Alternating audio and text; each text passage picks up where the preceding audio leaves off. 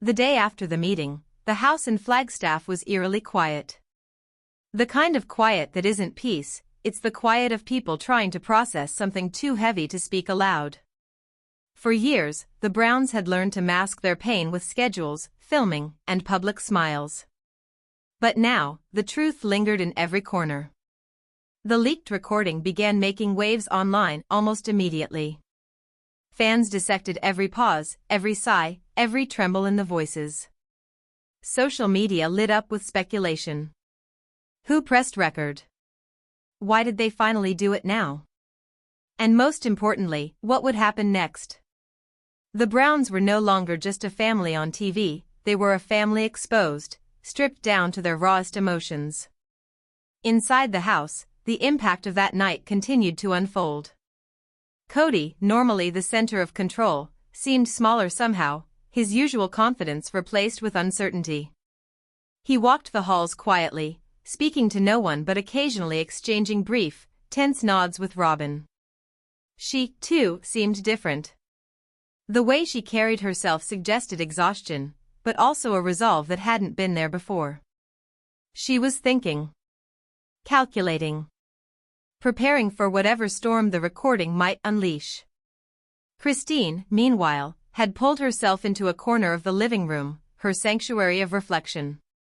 She replayed the conversation over and over in her mind. Every word from Cody, every crack in the room's silence, every subtle gesture of the children weighed on her heavily. She realized that the cracks in their family were deeper than she had ever admitted, even to herself. And yet, within that despair, she sensed a tiny spark of possibility. Maybe honesty could actually bring some healing. The older children, the ones who had grown up navigating favoritism and tension, were dealing with their own storm. Some felt vindicated, finally, the words they had longed to hear had been spoken. Others felt exposed, vulnerable, unsure if the family could ever return to anything like normal.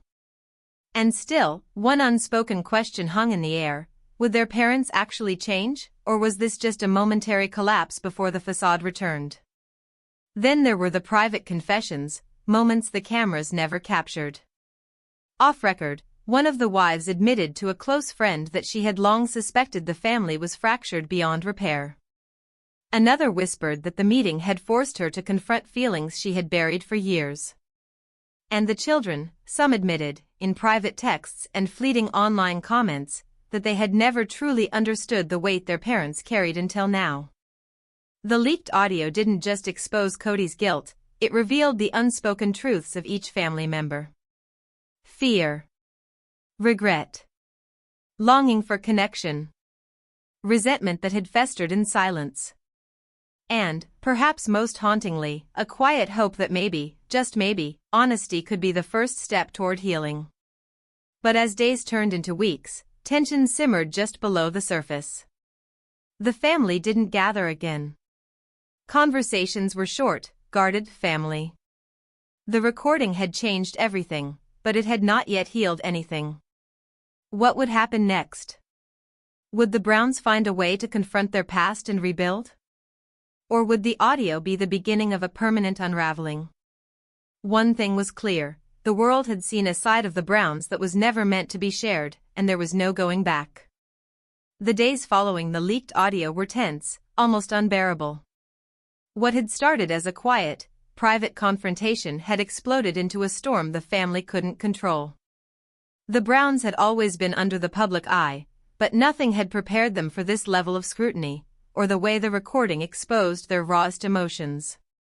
Inside the Flagstaff house, the atmosphere was electric with unspoken anger and hurt.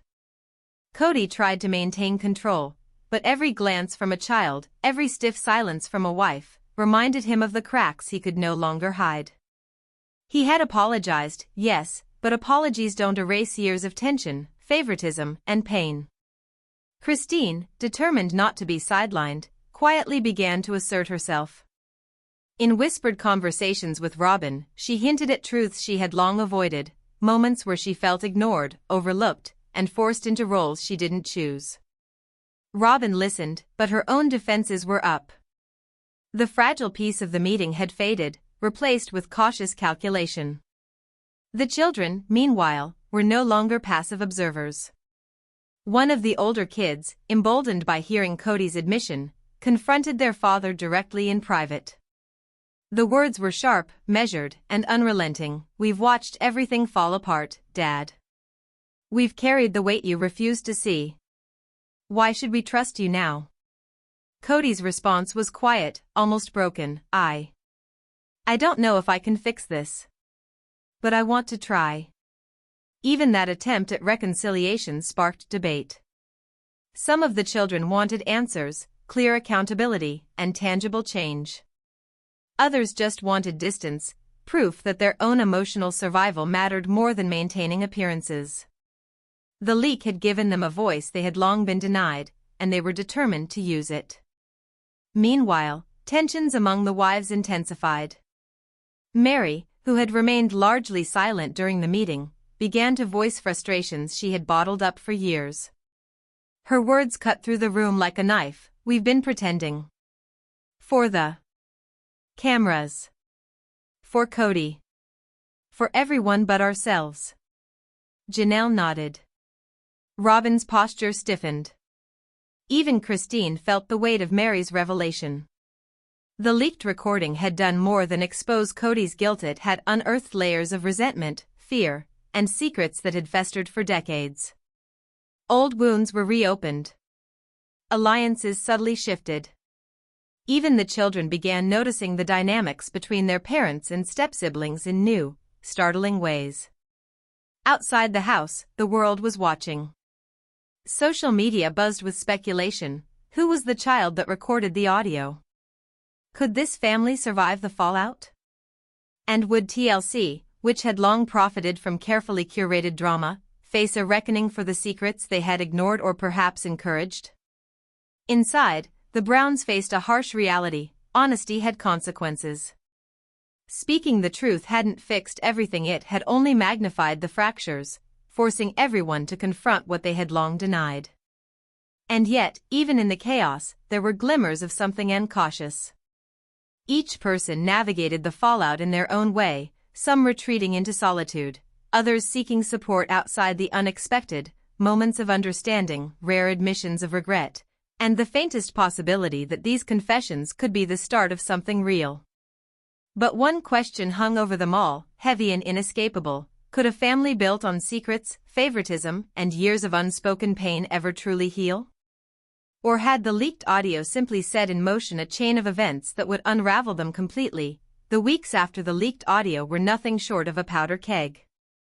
The Browns had stepped into a storm of their own making, and the walls of the Flagstaff house seemed to echo with the weight of every unspoken secret. It started with small confrontations.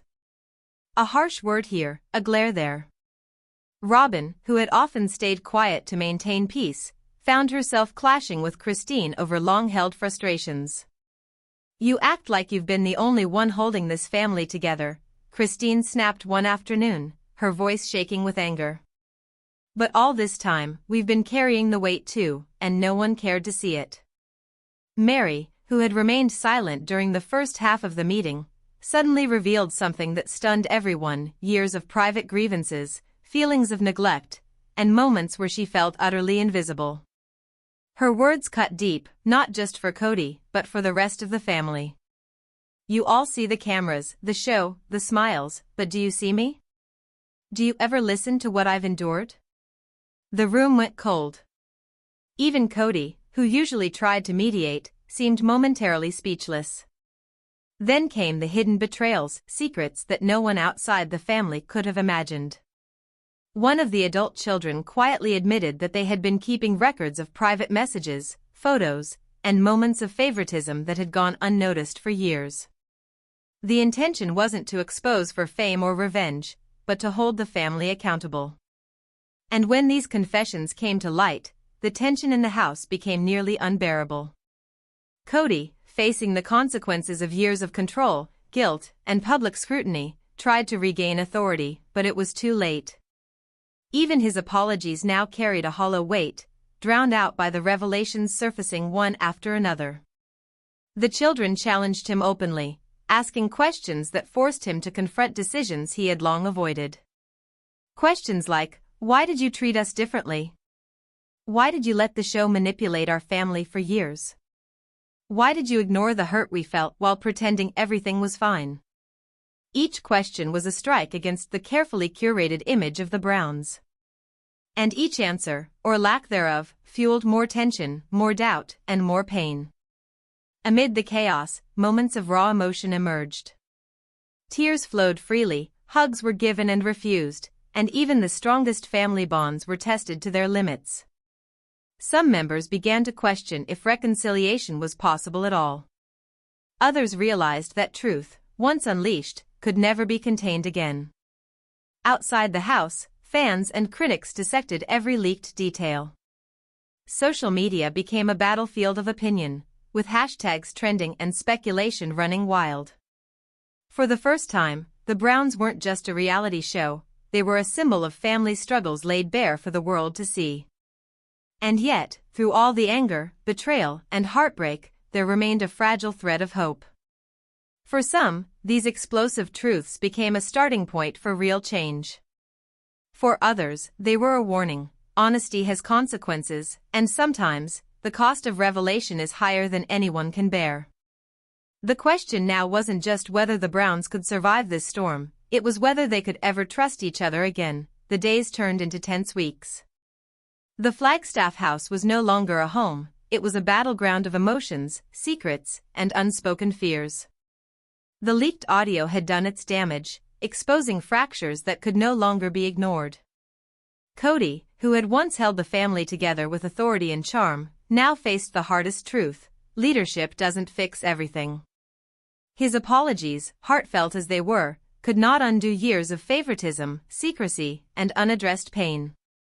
He walked the halls silently, weighed down by the gravity of what had been revealed.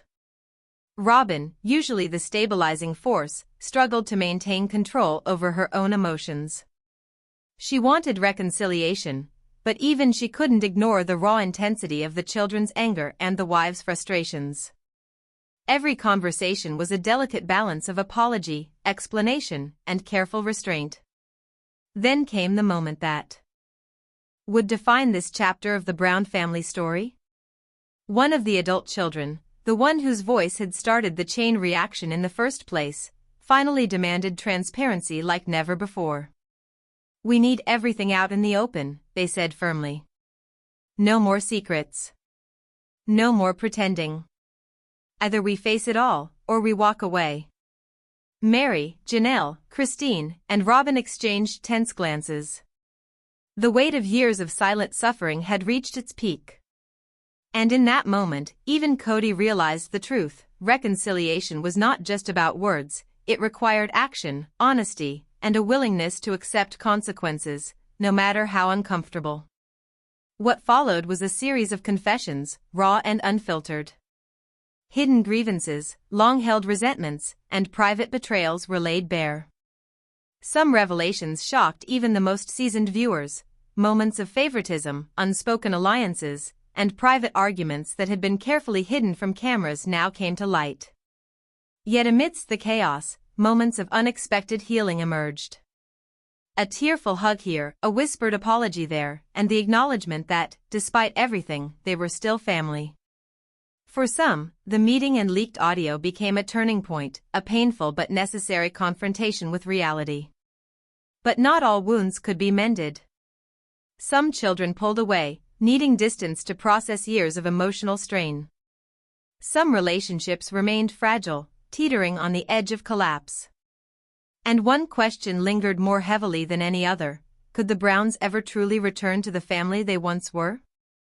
As the sun set over Flagstaff, the house grew quiet once again, but it was a different quiet now. It wasn't the tense, suffocating silence of before. This was a quiet shaped by truths finally spoken, by secrets exposed, and by the heavy knowledge that life would never return to the way it once was. For the Brown family, the leaked audio wasn't just a scandal. It was a reckoning.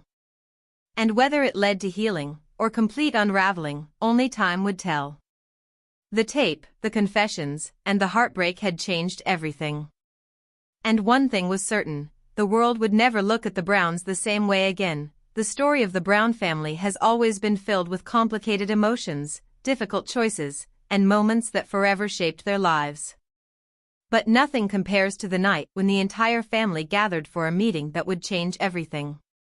It was supposed to be a calm discussion, a chance for everyone to speak openly. But instead, it became a turning point the world never saw coming. On a quiet evening in Flagstaff, the family was called together after weeks of tension and growing distance. The children sensed something was wrong. The wives were uneasy. And Cody, who once held the family together, seemed more conflicted than ever. Everyone entered the living room unsure of what they were about to hear, and even more unsure of what they were finally ready to say. As the family sat down, someone quietly decided to record the conversation. Not out of malice, but out of fear that the truth would be twisted, forgotten, or ignored. That recording would eventually leak, and the words captured in that room would reveal a side of the Browns that viewers had never heard before. The meeting began slowly. Heavy silence filled the space. No one wanted to be the first to speak. For years, problems had been pushed aside, buried under schedules, filming days, and the pressure to pretend everything was fine.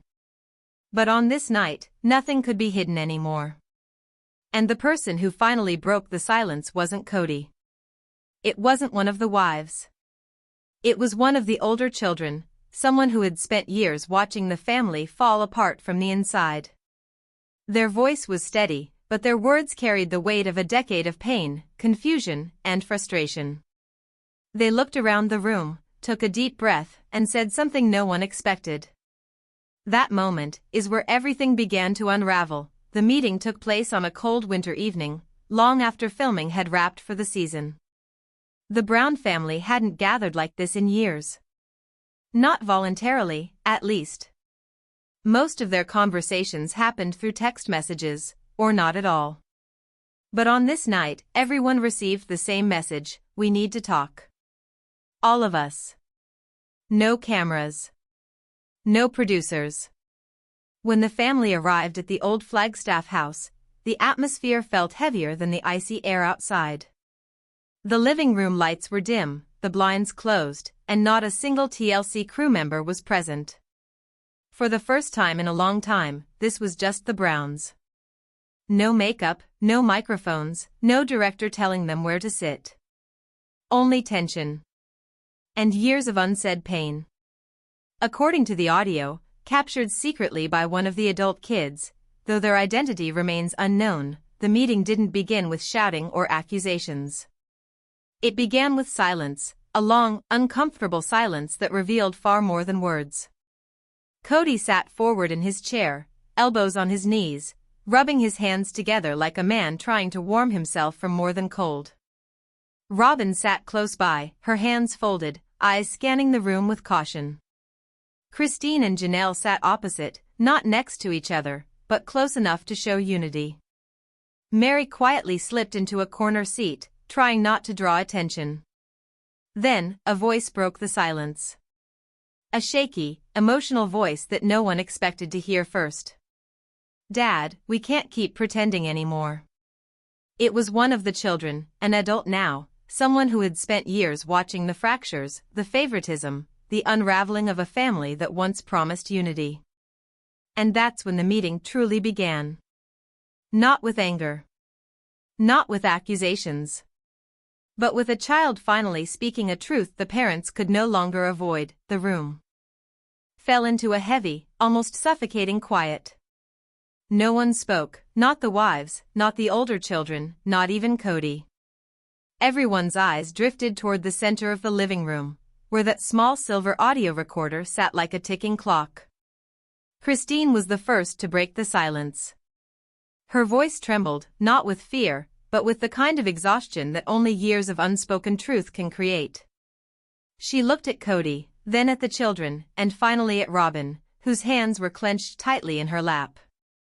"Before we play it," Christine said quietly, "I want everyone to understand something.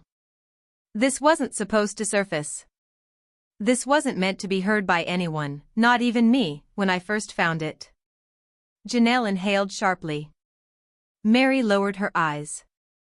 The older kids shifted uncomfortably, as if somehow they already knew this moment would change everything they thought they understood about their family, their parents, and their past. Then Christine said something that made the entire room freeze. This was recorded during the year everything started falling apart. Before the separations.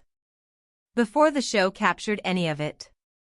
This is what happened behind closed doors. Even Cody seemed caught off guard. His face tightened.